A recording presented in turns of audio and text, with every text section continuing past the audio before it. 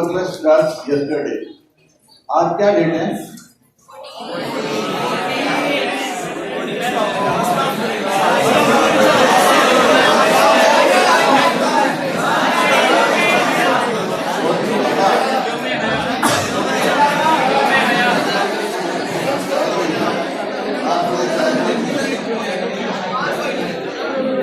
Fourteen को क्या होता है? Valentine day.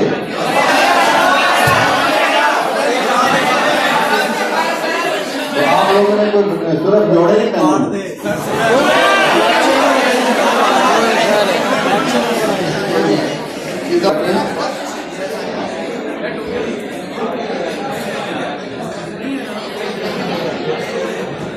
परवीन शाकर का शेर है,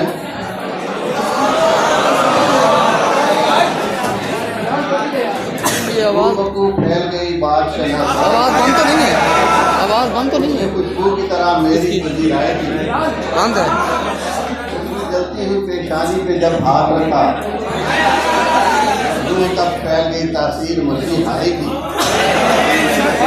कैसे कह दूं कि मुझे छोड़ दिया है, बात तो सच है मगर बात है।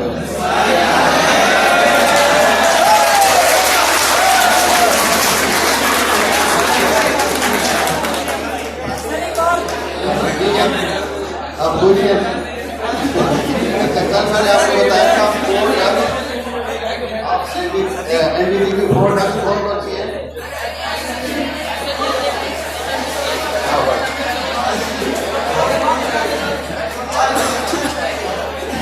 और INH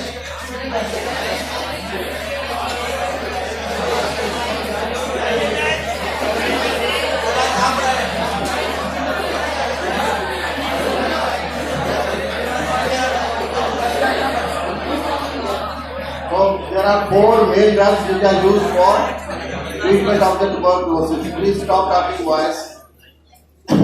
There are 4 main drugs which are used for the treatment of tuberculosis. और इसका एक क्वेश्चन ऐसे क्यों जरूर आता है आपको, इसलिए मैंने कहा ये इम्पोर्टेंट है, बहुत इम्पोर्टेंट है, घर जाकर जरूर पढ़िएगा, ठीक है? तो मैंने आपको बताया था माइकोबैक्टीरियम ट्यूबरकुलोसिस, ठीक है? It is caused bye Mycobacterium tuberculosis and is very prevalent in Pakistan. और मुल्तान में कहाँ होता है ये पूछते हैं आपको, हुसैन आगाई में, ठीक है? Mycobacterium tuberculosis it is acid fast bacillus, ठीक है? और इसका इसके साइन एंड सिम्टम्स क्या होते हैं ट्यूबरकुलोसिस के? Low grade fever, evening rise, आज तो 10 बोल रही हैं, चलो भाई हाथ बनता है, evening rise of temperature, low grade fever, night sweats, weight loss, anemia, ठीक है? और उसके बाद chronic cough more than 2 weeks. Please stop talking, ठीक है? और any cough which lasts for more than 2 weeks, कोई cough जो आपको 2 हफ्ते से ज्यादा ठीक ना हो रही हो, तो आपने सस्पेक्ट करना है कि it is tuberculosis, ठीक है? Until proved otherwise, ठीक है? तो उसके लिए आपने क्या इन्वेस्टिगेशंस करनी है? एक तो अपनी फैमिली हिस्ट्री देखनी है कि anybody in the family is having chronic cough, किसी बड़े बुजुर्ग को कोई कफ तो नहीं है विच इज प्रोडक्टिव। और उसके बाद फिर आपने कंप्लीट ब्लड काउंट कराना है, उसमें ESR विल बी रेज्ड, ठीक है? और उसके अलावा उसका पेशेंट का आपने TT कराना है, tuberculin test will be more than 10 millimetres, उसका ट्यूबरक्लिन इंजेक्शन लगाएंगे इंट्राडर्मली और तीसरे दिन के बाद देखेंगे, ठीक है? 4 आर्म पे, तो it will be more than 10 millimetres जहाँ पे लगाएंगे, ठीक है? और उसके अलावा क्या करेंगे? एक्सरे चेस्ट में क्या होगा? इनडिफाइंड ओबेसिटी किस लोब में होगी? अपर लोब, ठीक है? बड़ों में अपर लोब में होगी और बच्चों में हाइलर में, ठीक है? और उसके अलावा बच्चों में और क्या साइन सिम्टम होंगे? लिम्फ नोड्स, बच्चों में लिम्फ नोड्स बहुत इंपॉर्टेंट है। हो सकता है सिर्फ माँ बाप आपके पास बच्चा लेके आए कि इसके टीकियां हैं, कहाँ पे होती है? सर्वाइकल लिम्फ नोड्स पे आप हाथ लगाएंगे, axillary lymph nodes, inguinal lymph nodes, वो उनके एनलार्ज हो गए। और बाद का लिम्फ नोड्स या कोलन और उसके बाद फर्स्ट में से आ जाती है, खास करके फर्स्ट सुप्राक्लेविकल लिम्फ नोड में से फर्स्ट आ जाए उसको कहते हैं स्टड एक्सेस, ठीक है? और इसके ट्रीटमेंट में ये 4 मेन ड्रग्स हैं, इनमें से कोई ना कोई किसी न किसी ड्रग का आपको जरूर पूछते हैं। फर्स्ट इज INH आइसोनियाजिड, ठीक है, कल आपको बताया था इसके बारे में, बहुत इंपॉर्टेंट ड्रग है, it is the main drug which is used for the treatment of INH। तो strategy for tuberculosis is 4 drugs देके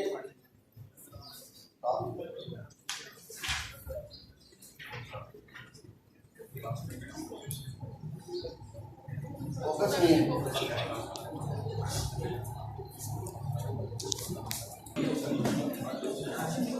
ठीक है, so these are the 4 drugs which are used for the treatment of tuberculosis: INH, rifampicin, pyrazinamide, and ethambutol. So rifampicin 3 types हैं, 3 to 4 types rifampicin, rifabutin and rifampicin, इनमें से कोई use हो सकती है। Then second line type वो मैं आपको बाद में बताऊँ। ठीक है, इसकी स्ट्रेटजी क्या है, मैंने आपको काफी बताया कि फर्स्ट 2 मंथ्स में आप क्या देते हैं, फर्स्ट 2 मंथ में 4 ड्रग्स देते हैं, 4 drugs INH, rifampicin, ethambutol and pyrazinamide for 2 months and then followed by INH and rifampicin for 4 to 7 months। ठीक है, देखिए 9 मंथ्स का ट्रीटमेंट होगा, लेकिन पाकिस्तान में जो कि रेजिस्टेंट टीबी है, इसलिए हम 9 मंथ्स के बजाय we can give for 1 year और 1.5 ईयर। ठीक है, हम 1 साल या 1.5 साल तक भी देते हैं। ठीक है, और ये एक टैबलेट आती है मायरीन पी के नाम से, मायरीन पी, इसमें और 4 ड्रग्स हैं, मायरीन पी, MY से मायम्बुटॉल, ethambutol जो है वो ट्रेड में उसको मायम्बुटॉल है, मायम्बुटॉल के नाम से टैबलेट आती है, वैसे इसके अंदर ethambutol है। MY से मायम्बुटॉल, RI से रिफैम्पिसिन, IN से INH और P से पायराजिनामाइड, ये एक टैबलेट आती है। और ये टैबलेट जो कि यहाँ पे एंटीकॉक्स, एंटी-टीबी ड्रग्स जो है, you have to take them empty stomach, ये आपने याद रखना है, खाली पेट लेनी, अदरवाइज इनकी एब्जॉर्प्शन नहीं होती। अगर MDR रेजिस्टेंट ट्यूबरकुलोसिस है, मल्टी ड्रग रेजिस्टेंट टीबी है, वो कैसे होती है कि पेशेंट लेता नहीं है, पूरा साल लेनी है तो लेने के थक जाता है बेचारा, तो वो फिर खाना छोड़ देता है, तो रेजिस्टेंट ट्यूबरकुलोसिस हो जाती है। फिर हम क्या करते हैं, resistance occurs due to INH and rifampicin, तो INH और रिफैम्पिसिन के बजाय हम क्या देते हैं, अमाइनोग्लाइकोसाइड, मैकेनामाइसिन होता है या मिकासिन, उसके अलावा क्विनोलोन में लीवोफ्लॉक्सासिन, उसके अलावा पायराजिनामाइड और प्लस पैरामाइनो सैलिसाइलिक एसिड, ये 4 ड्रग्स, वो give these 4 drugs instead of INH and rifampicin, ये कल भी बताया था। ठीक है, और अगर एक्सटेंसिवली ड्रग रेजिस्टेंट है, अगर इन ड्रग से भी पेशेंट ठीक नहीं होता, ठीक है, मल्टी ड्रग रेजिस्टेंट टीबी अगर इन 4 ड्रग से भी ठीक नहीं होता, then it is labelled as extensively resistant drug TB. इसमें फिर इनके साथ plus add clofazimine and linezolid. ठीक है, ये 2 एंटीबायोटिक्स हम और ऐड कर देते हैं। This is extensively drug resistant TB. ठीक है, बहुत ज़्यादा रेजिस्टेंट टीबी अब आ रही है, इसलिए आपको इसके बारे में जरूर पता होना चाहिए। तो फर्स्ट ड्रग इस INH का भी आपको बताया था, इसका थोड़ा सा आपको दोबारा कर दें। INH 100 मिलीग्राम और 300 मिलीग्राम की टैबलेट है, 100 milligram tablet is for the children and 300 milligram tablet is for adults. ठीक है, और वैसे डोज है 10 to 20 मिलीग्राम पर केजी। ठीक है, it is it's mechanism, it is the most important drug and primary drug for tuberculosis, और its mechanism of action क्या है, it is a product when it comes in contact with the mycobacterium tuberculosis it becomes active। ठीक है, और ये क्या करता है, एक इम्पोर्टेंट मैंने आपको बताया था कि it causes, it inhibits the mycolic acid synthesis। ठीक है, when it comes in contact with enzyme acid carrier protein reductase, it inhibits the mycolic acid synthesis which is essential for bacterial cell wall synthesis। Mycolic acid का आपने नाम याद रखना है, उसके बाद आपका काम पूरा। ठीक है, तो माइकोलिक एसिड सिंथेसिस को इनहिबिट करता है, जिसकी वजह से cell wall of the bacteria वो नहीं बन सकती, जिस वजह से तो it becomes its mechanism of action, तो उसको रेप्लिकेट नहीं हो सकता। देन इट्स रेजिस्टेंस कैसे होती है, रेजिस्टेंट टू INH है कि INH के रेजिस्टेंट बैक्टीरिया जाना हो जाता है, वो क्या करता है, it causes mutation itself, so product that comes with in contact with the bacteria, it is not activated. अपने अंदर बैक्टीरिया अपने पेनिस ले आता है तो क्या करता है? When drug comes in contact with iron, it is not activated. And number 2, mutation of acyl carrier protein जो है उसके साथ आता है उसकी भी mutation हो जाती है. And number 3, overexpression of the enzyme जिनके साथ एंजाइम लगते हैं वो बहुत ज़्यादा एंजाइम होते हैं, सारे एंजाइम जो है ऑपरेट नहीं हो सकते, जिस वजह से रेजिस्टेंस हो जाती है. ठीक है. इसके फार्माकोकाइनेटिक्स क्या है? आइलेट के it is easily absorbed orally when it is administered. It is easily absorbed and its absorption is impaired when taken with food. इसलिए empty stomach ले लिए. It diffuses in all body fluids including CSF. ठीक है. और in the cells including CSF, cell and gaseous material is excreted through the kidneys. During the through excreted. Its adverse effects कल मैंने आपको बताया थे. एडवर्स इफेक्ट एक है हेपेटाइटिस हो जाते हैं और 2 important glove and stocking anaesthesia. ठीक है. Glove and stocking anaesthesia due to peripheral neuropathy. ठीक है. pyridoxine डेफिशिएंसी हो गया, उसके लिए हम क्या करते हैं? Tablet vitamin B6 daily. इस पेशेंट को आपने एंटीबायोटिक्स लेनी है, उसको आप एक टैबलेट डेली pyridoxine की लेते हैं. टैबलेट विटामिन B6 या टैबलेट pyridoxine 1 टैबलेट डेली आप लेते हैं ताकि उसको पैरास्थीसिया न हो. हाथ और पाँव उसके सुन नहीं होते, वरना उसमें पैरास्थीसिया होते हैंड एंड फीट. ठीक है. और number 3, convulsions can occur to the patients who are prone to these seizures. जिनको पहले जो प्राइम फिट्स होते हैं या एपिलेप्सी होती है उनको convulsions हो सकते हैं. और उसके अलावा they can potentiate the effects of the carbamazepine and phenytoin anti-epileptic drugs. ये कल तक आपको बता दें. Next drug is rifampicin.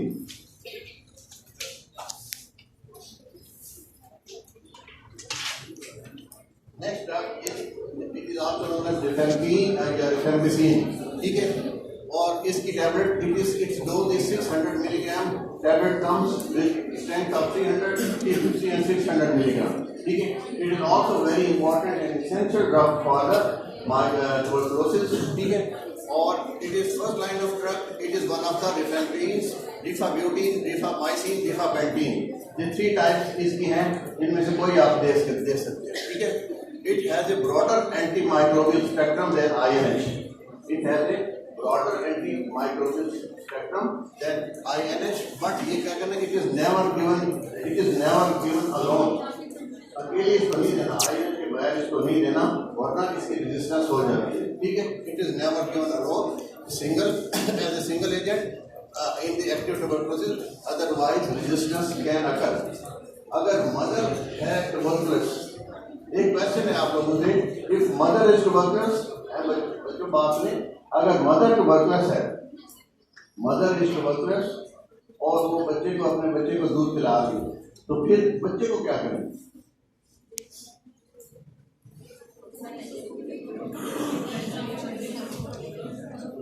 अगर मदर इज ट्यूबरकुलस और बच्चे को दूध पिला रही है तो बच्चे को दूध पिलाना चाहिए कि नहीं?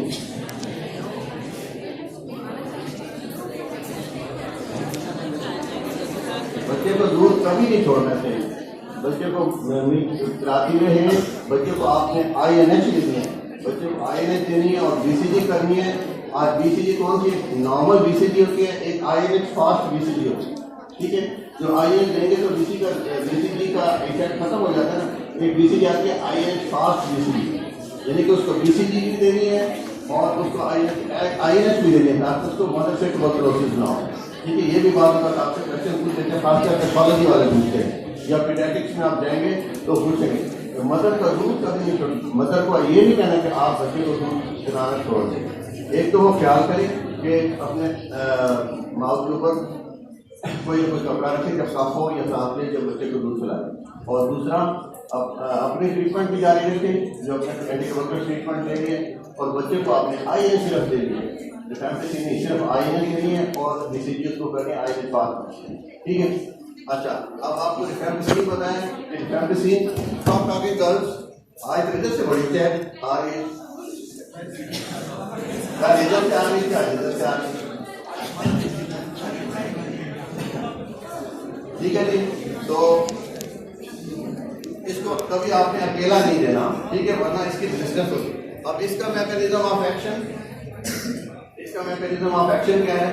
It blocks the RNA transcription, ये आपने याद रखना है बस, देख लो, it blocks the RNA transcription, ठीक है, by interacting with RNA polymerase. बस ये दो लफ्ज याद, इट ब्लॉक्स आरएनए ट्रांसक्रिप्शन, यानी आरएनए की नकल उतारना, आरएनए नया बनना, उसको ब्लॉक कर देती है, यानी आरएनए बनेगा उसके बाद डीएनए बनेगा। इट ब्लॉक्स आरएनए ट्रांसक्रिप्शन, ठीक है, by blocking RNA polymerase enzyme, वो आरएनए पॉलीमरेज एंजाइम को ब्लॉक करके नया आरएनए बनाना रोक देगा। It blocks RNA transcription by blocking RNA polymerase, बस, ठीक है। तो ये आपने याद रखना है, इट्स मैकेनिज्म ऑफ एक्शन, बार बार के मैकेनिज्म ऑफ एक्शन इसका पूछ लेते हैं। Then its spectrum, is the spectrum of talking, then its spectrum, it is bactericidal, it is bactericidal both for intracellular and extracellular mycobacteria, intracellular and extracellular mycobacteria। Intracellular extracellular का क्या मतलब है? जो sales के अंदर है और सेल के मैक्रोफेजेस के अंदर चले जाते हैं, ठीक है, जो इंट्रासेलुलर मैक्रोफेजेस और कुछ सेल्स के अंदर चले जाते हैं या कुछ वैसे बाहर पड़े होते हैं। तो इंट्रासेलुलर को भी ये बैक्टीरियासिडल है और एक्स्ट्रासेलुलर को भी ये बैक्टीरियासिडल है, ठीक है। और it is also effective against gram positive and gram negative normal bacteria, normal gram positive and gram negative bacteria, उसकी भी ये बैक्टीरियासिडल है, उनको भी ये किल करती है, ठीक है। सिर्फ ये टीबी में नहीं यूज होती है, ठीक है। Rifampicin, it is also used in meningococcal meningitis, it is also used prophylactically in meningococcal meningitis, which is caused by meningococcus and H influenza, ठीक है।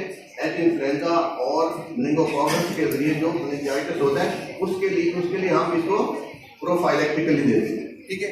और it is also effective against Mycobacterium leprae, leprosy क्या होता है? Leprosy आप pathology में पढ़ेंगे। Leprosy एक नर्व्स की डिजीज होती है, स्किन और नर्व्स को वो डिस्ट्रॉय कर देती है, जिस वजह से फेस और फिंगर्स और हैंड वो डीनेचर हो जाते हैं, उनकी नोज खत्म हो जाता है और उसके लेप्रेसी इसको कोड कहते हैं उनको, ठीक है। तो लेप्रेसी में भी इसको देते हैं और gram positive gram negative bacteria के इंफेक्शन में भी देते हैं और इसको टीबी में भी देते हैं, ठीक है। तो ये इसके स्पेक्ट्रम है। एक स्पेक्ट्रम एंटीबैक्टीरियल है, एक तो ये एंटीबैक्टीरियल है, माइक्रोबैक्टीरियल, इंटरसेलुलर, एक्स्ट्रासेलुलर, और दूसरा gram positive gram negative bacteria को भी अगेंस्ट काम करती है, और तीसरा मेनिंगोकोकल और एच इन्फ्लुएंजा बैक्टीरिया में भी करती है, और fourth mycobacterium resistance. Then its resistance कैसे होती है? इसकी आईएन और रिफैम्पिसिन दोनों की रेजिस्टेंस है। इसकी रेजिस्टेंस कैसे होती है? Its resistance Mycobacterium tuberculosis bacteria है वो इटसेल्फ अपने अंदर म्यूटेशन पैदा कर देता है, ठीक है। कैसे म्यूटेशन करता है कि resistance to rifampicin is caused by mutation in affinity of DNA dependent RNA polymerase gene for the drug. ये ड्रग से अपनी अफिनिटी खत्म कर देता है। ड्रग के साथ अफिनिटी नहीं होगी, ड्रग के साथ टच नहीं होगा, तो फिर इसकी रेजिस्टेंस हो जाएगी, ठीक है। तो it is resistance is caused by mutation in affinity for the bacterial DNA RNA polymerase gene। अपने जीन के अंदर ये म्यूटेशन कर देता है जिसकी वजह से इसकी रेजिस्टेंस हो गई। Pharmacokinetics, pharmacokinetics is very important. Stop talking girls. Pharmacokinetics, its absorption is very adequate after taken oral tablets and empty stomach. It is distributed in all body fluids and tissues। CSF में जो चली जाती है, it is 10 to 20% of the blood, ठीक है। CSF में जाने की क्या जरूरत है? जो कि मेनिंजाइटिस, टीबी मेनिंजाइटिस जो जाता है ना ब्रेन में जाए, ब्रेन में जाने के लिए जरूरी है कि टीबी मेनिंजाइटिस अगर हो जाए तो ब्रेन में जाना इसके लिए जरूरी है, लेकिन ब्रेन के लिए इसमें 10 to 20% of the blood level इसका होता है, ठीक है। और drug is taken up also by the liver and undergoes enterohepatic recycling, and it can also induce cytochrome P450 enzymes, जिस वजह से इसके ड्रग इंटरेक्शन की हो जाती है। Elimination of this drug is through kidneys, then urine and feces and bile। elimination of this drug is through urine, stool and bile. और इसका जो इम्पोर्टेंट जो MCQ आता है वो ये आता है कि colour of the urine, colour of the tear, colour of the faeces becomes red. ठीक है, जो पेशेंट ये ले रहा होता है वो पहले से आपसे डर जाता है कि आज के लिए आपका है कि किसी को रो के दिखाना है खून के आंसू से गोली खा के खून के आंसू रो इसके सामने। ठीक है, colour of the tears and colour of the urine becomes red due to colour of the tablet, colour of the salt. ठीक है, तो elimination of the drug is through bile, through feces and through urine, feces, tears and other secretions they become red due to the color of the drug. ठीक है, ये आपने याद रखना है। इस drug का ये आपने याद रखना है कि colour of the secretions, all the secretions के कलर जो वो रेड हो जाते हैं। ये आपका MCQ भी आता है, बाजू का वैसे भी आता है। Then adverse effects, इसके adverse effects क्या हैं? Hepatitis B occur, nausea, vomiting हो सकता है, nausea and vomiting, hepatitis, but it is अगर इसको ज़्यादा डोज में लिया जाए, if it is taken in the dose of 1.2 or more grams, तो उसमें क्या flu like syndrome with fever, chills, myalgia and acute renal failure में occur। अगर ज़्यादा डोज में दी जाए more than 1 gram, तो acute renal failure can occur। Hepatitis कम होता है, नादिया वोमिटिंग भी हो सकती है, लेकिन रीनल फेलियर हो सकता है अगर ज़्यादा डोज दी जाए। ठीक है, अब रिफेम्पिसिन का क्या इंपॉर्टेंट आपको बताया, ये सिक्रीशंस रेड हो जाती है, ये आपको याद रखना। और इसकी डोज क्या है, 5 to 10 मिलीग्राम पर केजी पर डे, और इसकी वैसे नॉर्मल 600 मिलीग्राम डेली है। ठीक है, next drug is pyrazinamide. Next drug is pyrazinamide. Its dose is 25 milligram per kg per day. Next, pyrazinamide, 25 milligram per kg per day. It is also orally effective, very important drug. ठीक है, first 2 months के लिए देते हैं, उसके बाद इसको active phase में, उसके बाद इसको बंद कर देते हैं, जैसे आपको पहले बताया। Very effective drug, oral synthetic drug, first 2 months के लिए देते हैं। It is given in combination with INF, rifampicin and ethambutol. Its mechanism of action is unclear. ठीक है, इससे आपकी बचत होगी याद करने। Its mechanism of action is unclear. It is active against proteins bacilli in acidic lesions and in the macrophages. Macrophages और acidic lesions में ये active है। Acidic lesions क्या होते हैं? जो उसकी जो लीजन्स होते हैं, कुछ उसकी जो पास हो रही है तो वो एसिडिक लीजन्स बन जाते हैं, उसके अंदर ड्रग नहीं जाती। ठीक है, कुछ लीजन्स में एसिडिक पीएच एसिडिक होती है, कुछ में बेसिक हो जाती है। ठीक है, जो एसिडिक लीजन्स होते हैं उसमें ये इफेक्टिव है। Then drug is distributed throughout the body penetrating CSF. It may contribute to liver toxicity. It can cause uric acid retention. ये पिछले साल MCQ आया था। यूरिक कौन सी ड्रग थी है जो टीबी की कौन सी ड्रग है which can cause uric acid retention? ये पिछले साल आया था question. Uric acid retention is caused by this pyrazinamide. ये आपने याद रखना, इसके साथ आपने वाटर ज्यादा देना है। ठीक है, अदरवाइज यूरिक एसिड स्टोन हो सकते हैं। ठीक है, so it can cause uric acid retention. Its benefit occurs early in the treatment. ठीक है, and so the drug is discontinued after 2 months. Early treatment में first 2 months में लेंगे तो इसका बेनिफिट होता है, अदरवाइज इसका बेनिफिट नहीं होता। तो पायराजीनामाइड आपको याद होगी, इसकी डोज 25 मिलीग्राम पर केजी पर day. It is given in combination with INH, rifampicin and ethambutol। ठीक है, और उसके अलावा its mechanism of action is unclear। ठीक है, it is active against mycobacterium in acidic lesions and also in the cells. Outside the cells, drug is distributed throughout the body in CSF। और इसकी important चीज है, it can cause uric acid retention। ठीक है, then the last drug is ethambutol। Last drug is ethambutol। इसकी भी ये भी बड़ी इंपॉर्टेंट है drug. It comes in the name of myambutol। Ethambutol or myambutol। It is also bacteriostatic drug। Ethambutol, it is bacteriostatic drug for mycobacterium। It is also given in combination with INF, rifampicin and pyrazinamoid, it inhibits the mechanism of action क्या है? It inhibits the enzyme arabinosyl transferase. It inhibits the enzyme arabinosyl transferase, which is important for bacterial cell wall. ये भी bacterial cell wall synthesis है, उसको रोकता है। Bacterial cell wall नहीं बनेगी तो उसकी किलिंग हो जाएगी, उसके आगे नहीं बनेगी। ठीक है, तो it also inhibits enzyme arabinosyl transferase, which is important for bacterial cell wall. It is used in the combination, ठीक है, with ionized rifampicin and pyrazinamoid. It is well distributed throughout the body and penetration in CFS is minimum. It is excreted through the kidneys. इसके important adverse effect याद, इसकी important चीज क्या है? माइमोटॉल या थर्मोटॉल important चीज आपको याद रखनी है। रिफैम्पिसिन की चीज आपको याद रखनी थी, colour, urine, faeces and tears. ठीक है, इसकी माइमोटॉल या थर्मोटॉल की जो इंपॉर्टेंट चीज आपको याद रखनी है, it can cause optic neuritis. It causes optic neuritis, और इसकी वजह से विजुअल एक्यूटी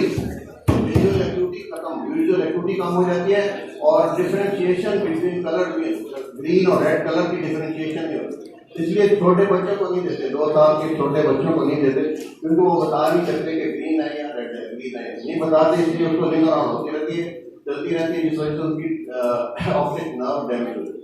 ठीक है, तो this is ethambutol is not given in the boys in the children below 2 years, ये आप याद रखें। ठीक है, so its adverse effect important is optic neuritis, which results in acute and loss of discrimination between green and red color. ठीक है, so it should not be given in the children below 2 years as they cannot tell about the effect in the color. ठीक है, then our second line drugs.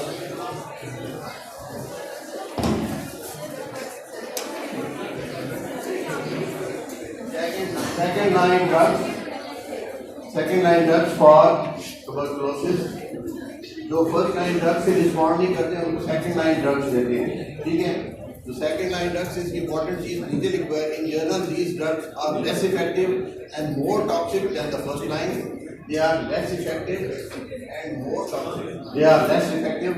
more toxic than the first line. They are less extensively studied and they are used for the patient who cannot tolerate the first line drugs or who are infected with resistant TB.